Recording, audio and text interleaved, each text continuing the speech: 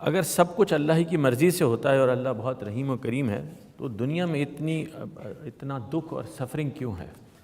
اللہ کی مرضی یہ ہوئی کہ وہ انسانوں کو اپنی جنت میں آباد کرنے کے لیے پہلے ایک عارضی دنیا بنائے اور اس میں لوگوں کا امتحان کرے۔ امتحان کے لیے یہ ضروری تھا کہ انسان کو ارادہ اور اختیار دیا جائے اور ارادے اور اختیار کو استعمال کرنے کی آزادی دی جائے۔ یہ ظلم اور شقاوت اس سے پیدا ہوتی ہے۔ تو یہ امتحان کی دنیا ہے، یہ جزا و سزا کی دنیا نہیں ہے۔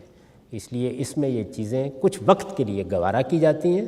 جیسے ہی یہ مہلت ختم ہو جاتی ہے اللہ تعالیٰ انصاف سے اپنا فیصلہ سنا دیں گے اور پھر ظالموں کو کیفر کردار تک پہنچائیں گے اور جو نیکوکار ہیں ان کے لیے اپنی جنت کے دروازے کھول دیں گے۔